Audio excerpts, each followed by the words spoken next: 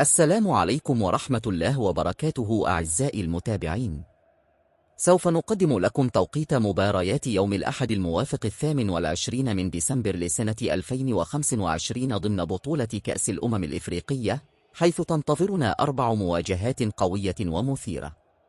نبدأ مع مباراة الغابون ضد موزمبيق، مواجهة نارية ستجمع بين الفريقين في ساحة المنافسة الإفريقية. هذه المقابلة تعد فرصة لكل فريق لإظهار قوته وتنظيمه، مع الكثير من الإثارة لعشاق الكرة.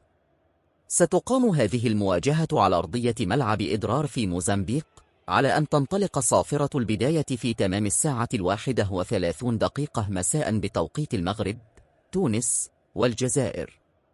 بعدها سنتابع مباراة غينيا الاستوائية ضد السودان، مقابلة كلاسيكية ستجمع بين الفريقين ضمن منافسات الجولة الثانية من البطولة، حيث يسعى كل منتخب لإظهار أفضل أداء وتحقيق نتيجة إيجابية.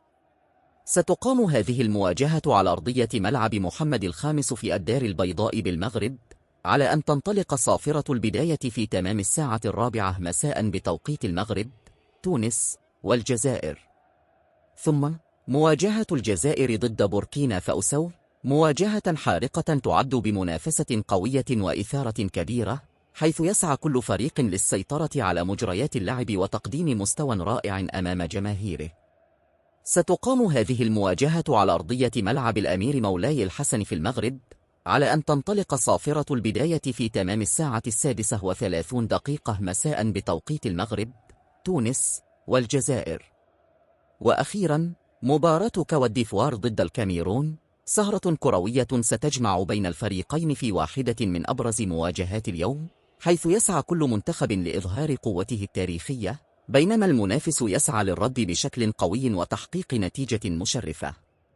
ستقام هذه المواجهة على أرضية ملعب مراكش في المغرب، على أن تنطلق صافرة البداية في تمام 9:00 مساء بتوقيت المغرب، تونس والجزائر. نتمنى التوفيق والنجاح لجميع الفرق في هذه المواجهات. المرجو الاشتراك والضغط على زر الإعجاب دعماً لنا لتقديم توقيت المقابلات. شكراً.